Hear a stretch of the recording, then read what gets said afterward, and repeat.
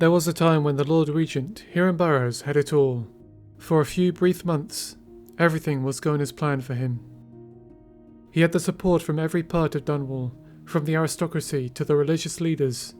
His only opposition were the people far too poor and sick to resist, and as a result, they died horribly of the plague. All was well for Burrows until one day, Corvo escaped from Coldridge Prison. The Lord Protector went on to destroy Burrows' connection to the Abbey, the aristocracy, and his legitimacy as the Empire's ruler. Corvo took away the royal physician, who was his best hope at controlling the city and the plague. Then he lost his love. Lady Boyle mysteriously disappeared, along with her wealth he so desperately needed. This was Corvo's revenge, for ending the life of Jessamine Coldwin and bringing a new age of tyranny the Empire had never seen before. The Lord Regent was desperate, implementing more and more brutal strategies to his regime, frantic to find the man he had failed to kill. Little did he know, it was too late, for the Lord Protector had returned to Dunwall Tower. The waters were still as Corvo arrived at the palace. He departed from Samuel and made his way to the roof of the great boathouse. From here he looked over the palace gardens.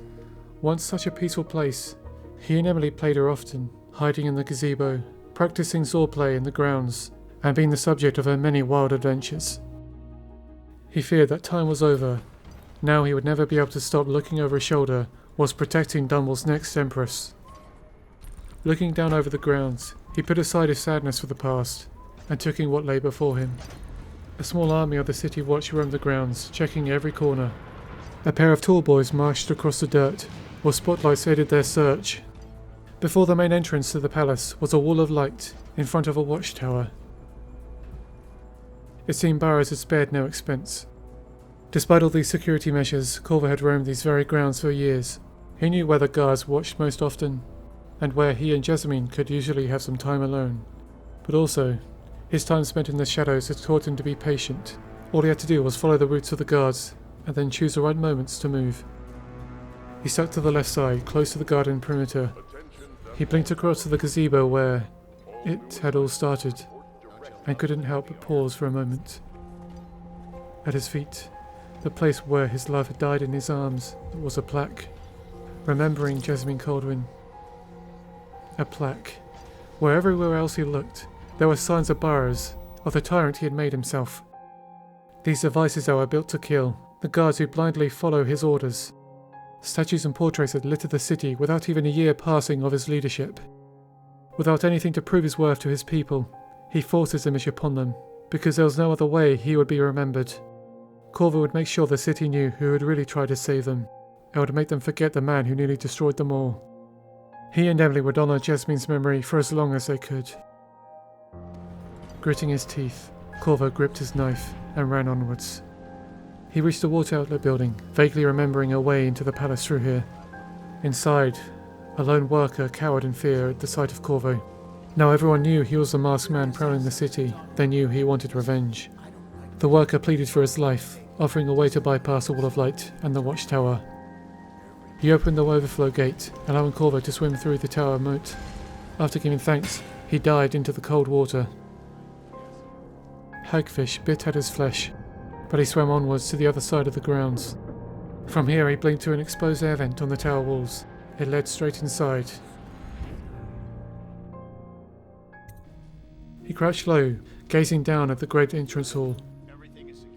At the bottom, the General of the City Watch talked with the Lord Regent on a strange device. He advised Burrows to stay in his safe room, but instead opted to sleep in his quarters this evening. Corvo would need to be quiet to keep him in one place. There are many rooms in the tower, any of which could be secure enough to keep the Burrows out of reach. Now, what to do? Corvo looked up at the balcony of the royal quarters where his target rested. He could simply blink up there, slowing down time so he could enjoy watching the fear in Burrows' eyes as he plunged his knife through his cold heart. That's what he wanted to do. But something stopped him. The feud he had with Burrows was personal, but the tyrant had Jessamine murdered for his own gains, to become the Empire's new ruler, and for that, many more suffered. Hundreds had perished from the plague, thousands had their lives ruined by the oppression of Burrows and his allies. The Lord Regent was guilty of far more than regicide. Suddenly, Corvo felt selfish to end this monster's life, when his fate deserved to be decided by so many others. He stayed his blade. There must be a way to oust Burrows as a monster he really is. Staying in the shadows, Corvo explored the tower, seeking another way to bring down the Lord Regent. On the eastern side, entering a seemingly nondescript stairway, he came across an arc pylon. Thinking fast, Corvo blinked to the ground floor, quickly removing the whale oil before being disintegrated. Now he was curious. What was the Lord Regent hiding in this tower? At the top was a small office, packed with various electrical equipment, none of which Corvo understood. Standing in front of a microphone was a man he didn't recognize, apart from his voice. He had been heard across the whole city, declaring the latest news and orders from Burrows through the network of loudspeakers. This man was a propaganda officer. He recognized Corvo's mask and immediately surrendered, offering the information Corvo had been looking for. The officer claimed that Burrows had recorded his own audiographs in private, except the officer knew what had been said. He promised Burrows' secrets would be enough to destroy him. All Corvo had to do was get the recording from Burrows' safe in his quarters and bring it back here. Then it would be played for the whole city to hear. The officer gave Corvo the safe combination before returning back downstairs. From the third floor, he blinked to the balcony of the royal quarters and peeked around the corner. There he was. The Lord Regent paced around his room, thinking over recent events, desperate for answers but could find none. Corvo gripped his knife tighter, tempted to slit the man's throat, but instead, he opted to choke him out. The guards would know where to find him after they knew of his crimes. Leaving him on the bed, he approached the safe, opened it and found what he was looking for. The thin sheet of metal would change the course of history. Along with the autograph was a letter from the assassin Dowd, the man who had taken Jessamyn's life. He was demanding extra payment for Corvo being present on that fateful day. Apparently it wasn't part of the plan. Corvo remembered to hunt down this Dowd as soon as he was finished with Burrows. Returning to the broadcasting room, Corvo placed the autograph on the machine and listened, along with the rest of Dunwall. From the start, it was Burrows. It was always Burrows. He unleashed the infected rats onto the poorer districts of Dunwall, in hopes of wiping them all out. The plague was becoming uncontrollable, and when Jessamyn didn't grant him permission to segregate the city, he decided to have her killed. Upon Corvo leaving the tower, he saw the guards turn on their leader. The truth was enough to sway them after all. Burrows was taken away to a cell in Coldridge Prison. Corvo was done here. Whatever happened to the Lord Regent now was out of his control. However, he was sure the murder of their last empress would warrant his execution. That was enough to satisfy Corvo.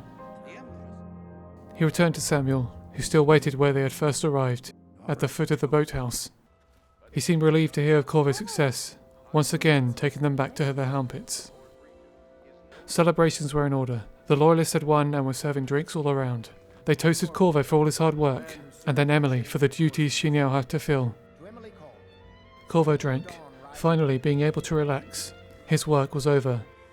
Now Pendleton, Havelock and Martin would start the transition of power over to Lady Emily. Only a few minutes passed, and already Corvo was feeling the effects of his drink.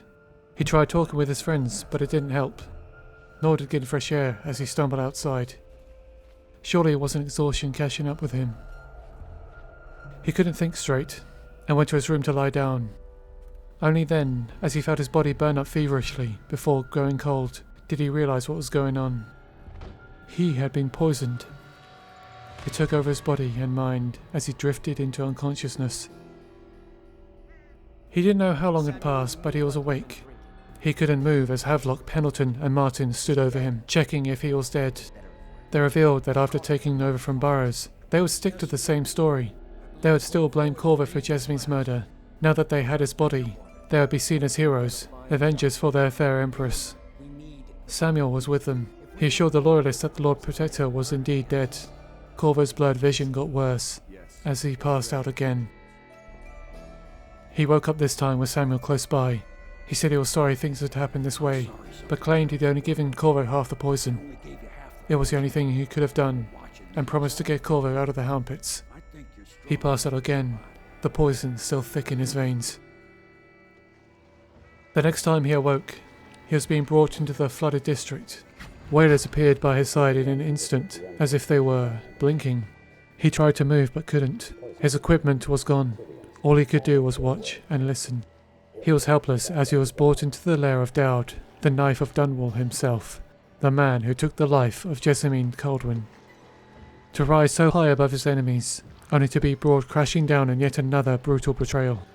This nightmare wasn't over just yet. It would seem Corvo couldn't trust anyone. He hated being used, being tricked, and the men who had done so even more. But for now he was helpless, and yet another corrupted man took over the Empire. Would Corvo survive this ordeal after yet another crushing betrayal? What will he do when he comes face to face with Jessamine's true killer? Please subscribe so you don't miss what happens next.